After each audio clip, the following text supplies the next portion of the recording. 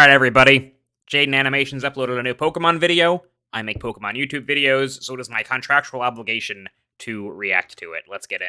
I've played a lot of Pokemon in my days, and by that, I mean I've played the same Pokemon game with various different skins. But I'm here today to showcase one of, if not the most unique ideas for a Pokemon game Nintendo has published for our tiny little hearts. And that game is called Pokemon XD Gale of Darkness. I do love this game. XD.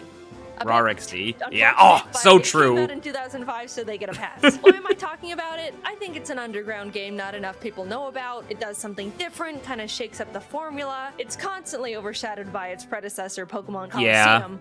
And yeah, okay, I played it as a kid. I'm very biased. Is that what you wanted? If you've not heard of it or played it, Jigglypuff's really good. In for a treat today. The game opens up to a cargo boat, the SS Libra, out at sea, where we find the captain and guy who steers standing at the helm. All is calm and serene when suddenly they get swatted. And it's not no ordinary SWAT today, folks. No, sir. This is a Lugia SWAT. They run out to see what's going on, and the captain looks up and makes this face as if he wants to kiss Lugia passionately on the lips. But Lugia's not here for kisses. He's here for the opposite of kisses, which is crime. He hyper beams the cargo ship and then steals it. This is so good already. Just blasts the thing point blank and takes it away. Lugia's ship now. The presumably only 2 people on the entire boat fall into the water and are to just drown in the ocean, I guess. Well, that was a bit raw. What are we, a minute in and 2 people are dead? Gen 10 could never. Hard cut to me because that's more important. You play as this boy kid the music's so Michael, good in this game actually, too. His name is Jaiden now because that's me. The game throws you into the middle of this intense looking fight between a Salamence and Metagross, both level 50. I don't know where I am, what the stakes are, who I am, but this battle seems really important and tough, so I'm gonna give it my all and immediately OHKO it. I did it! Screen goes black. I open my eyes, everything's blurry. Wake up, Jaiden, you've been in a coma for 15 years. Turns out I live in a friendly laboratory run by this Professor Crane and his lab guys. I get up and the guy running the battle simulation tells me how good of a battler I've become. Oh, thanks, man.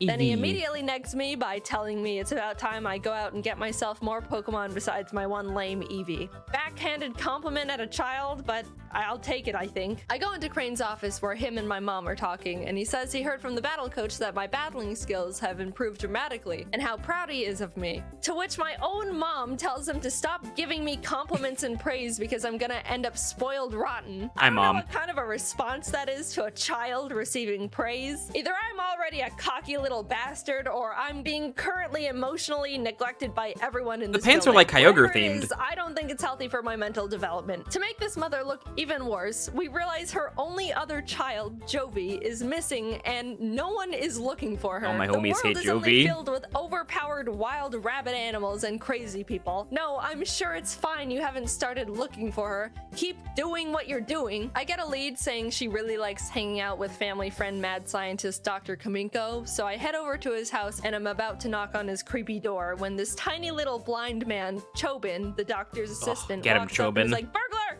and challenges me to a battle, to which I win because he only has a level 5 Sunkern. Jovi comes out and is like, "Oh, hi, big brother, it's Jovi. Did you get lost, big brother? Silly big brother, Jovi will guide you back home."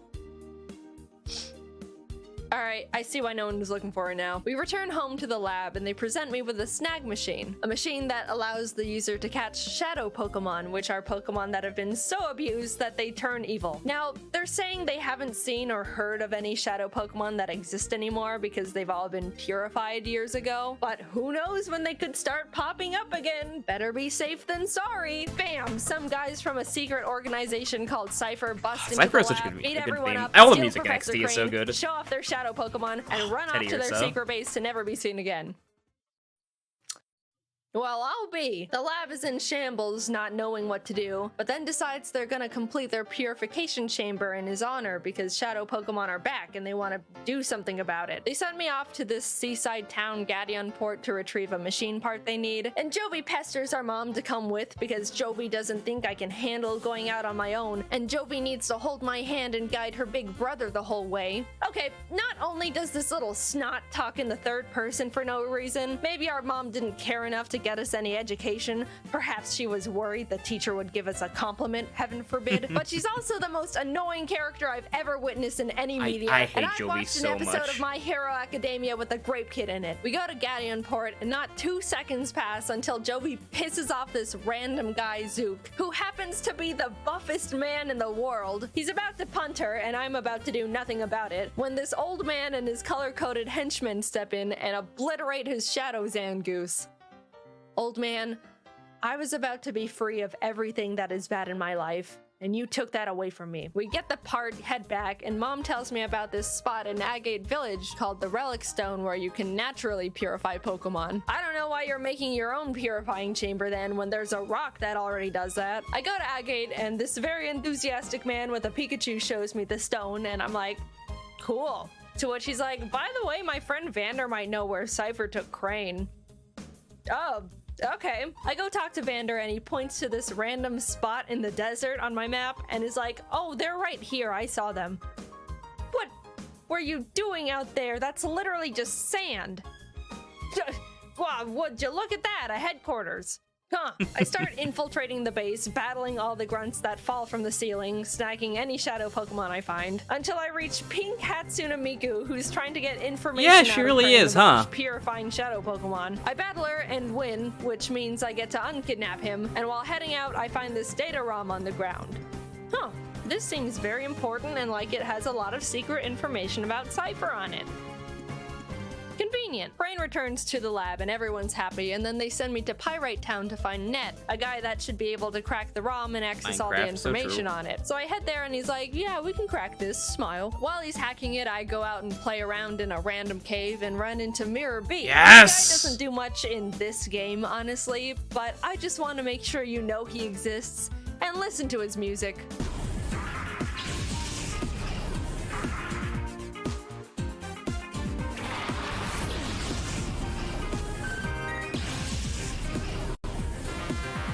I go check on Net again, and Cipher's busted, beat everyone up, and kidnapped another person. Have you guys min-maxed how to kidnap people or something? You're 2 for 2 at this point, and are scarily efficient at it. They tried a hostage situation the data ROM back, and even though I beat up this big man and take all his shadow Pokemon, Net still wusses out and gives the ROM back. No! Even he's being 2 steps ahead because he saved all the information on his server already, but Cipher just logs on and deletes everything anyway. Net says the only thing he remembers from the ROM was that Cipher was behind the disappearance of the SS Libra, and they're about to attack this city nearby called Fennec, and someone needs to go warn them. I guess I'm just Mr. Scooter across the desert and save everyone today, aren't I? I head to Fennec to warn the mayor about the attack, and as soon as I arrive, this lady hits me with a confetti cannon, congratulates me on being the 1,000,000th visitor to the city, and shoos me away to celebrate at Real Gam Tower. I try to get around her because this is important, but she's determined to gatekeep me no matter what I do. So I just go there and realize she literally sent a child to illegally gamble his life away. Wow! No one in this region likes children, do they? After not being able to figure out how to play bingo, I head back, sneak into the mayor's house, distract his house sitter with music, and find out the mayor was trying to write a note to Justy, the city's gym leader, warning him about the Cipher attack. I don't know why the mayor was trying to ask this random gym guy to help, but he was kidnapped halfway through writing it, so I guess it doesn't matter. Cipher realizes I now know what's up, and everyone in town reveals themselves to be disguised Cipher grunts. Oh my god, they kidnapped the entire town. I don't care what kind of organization you're from. If you can successfully kidnap a village, you've earned my respect. I beat up Cipher, rescue their shadow Pokemon, and free literally everyone in the town who is locked in the city basement. Justy says he saw something suspicious going on in the desert and points to another random sand spot on my map I should go investigate. Honestly, how are all these people just stumbling onto these shenanigans in the middle of the desert? And why are they able to give the latitude, longitude of these locations after finding them? This has got to be like tens of miles out from any sort of civilization. This is where people run out of gas in their car and then shrivel up and die before anyone can find them. Why were you here? Wow. Yep, that's the cargo ship. Oh! How did you find this? All right, what is so enthralling about this desert that crime and vigilante justice is constantly going on in every square inch of this place? Cipher's running around on the ship, and after I take their shadow Pokemon and chase them out, this group of strangers calling themselves Team Snagum walks up and roofies me. I wake up, realize they stole my snag machine. This random old man who just started living in the wrecked boat said he saw them head off in that direction and points to the middle of nowhere on my map again. You people are beyond me. I show up and wow, another headquarters for crime. I make my way to their head honcho, Gonzap, who's trying to put on my snag machine, but he's too big and muscular and adult, and since I am a child, it does not fit on his giant muscle arm. Thank you for explaining. Gives up, asks if I want to join Team Snagum. I say yes, but he fights me anyway. And after I beat him, he's like, actually, you can have your arm thing back. We're not enemies. Awesome. So why am I here? You drugged me, stole my stuff, and then just called friendship and gave it back. I find Cipher's Shadow Pokemon Factory and walk up to the actual biggest men I've ever seen in the world. How naive The character I was designs to are think so Zoop crazy was big. in this game. Foolish me. Anyway, they're about to beat me TF up when Gonzap shows up, expresses his devotion to our newly blossoming friendship, and roofies them for me. Thanks, man. You're really consistent at that. I go inside and climb to the roof where their power generator is. There's a tiny little piece of paper there that says, use system lever to adjust voltage. Do not raise voltage too high. Crank! A guy comes out and starts yelling at me with his Pokemon when the tiny old man who accidentally ruined my life in Gadianport comes on screen and is like, I'm evil and creating a Pokemon that's unpurifiable. Come get me. This is my IP address. I need to cross the ocean to get to him because he's basically on evil Hawaii. So I take this Robo Kyogre from Kaminko, speedboat my way there, and you guessed it, fight everyone in the building/volcano until I get to the big little man. After fighting an entire country's worth of people, I find him. His name's Greevil, by the way. And he's like, I'm surprised you made it this far. Ha ha ha ha. Well, I'm busy, don't bother me. And blocks me with a giant pane of glass. Honestly, out of all the fictional villains I've seen, this is surprisingly decently reasonable. But I'm not gonna just sit here and stare at him behind the glass like a goldfish at PetSmart. So I just walk around and use the side door, which really sets him off. I mean, dude, either lock the door or don't have it. This is just what doors do. Greevil's like, you blew up our Shadow Pokemon Factory, you got past my glass. That's it. I'm summoning Shadow Lugia, the first Pokemon to ever be unpurifiable. Come forth and obliterate this small boy. To which I just Master Ball it. Really overlooked that one, didn't you, mate? He may not be purifiable, but he's mine now. Huge L. Greevil gets so beyond pissed that he decides to open his creepy eyes and fight me himself. And I was surprised to realize not only does he have a team of all shadow Pokemon, but he somehow nabbed Articuno, Zapdos, and Moltres. I'll be honest, it was a really hard fight because shadow Pokemon are super effective against all non-shadow Pokemon. I don't know how it took me this long to tell you that, but that's how it works. So instead of trying to catch them all like I've been doing this whole time, I really just beat them up and they ran away. So I win! Cipher has officially lost everything, and it's all because of me, the little boy. Blue henchman runs up to Greevil and is like, Sir, I have a plan. Let's blow up the island with the kid on it. Which is like, oh my god. And then red henchman is like, okay, that's a bit too far, man. Dad, let's go home. Yeah, they pulled the I'm your father/son twist on us. But it has very little effect on me because I do not care about these people. Anyway, they decide to not blow up the island with me on it and stop being evil, I think. I'm like 60% sure. And then happy ending, I just go home. So what do you think? For some reason, I really liked the game as a kid. I never actually beat it because I didn't know how to get past the gatekeeping woman in Fennec.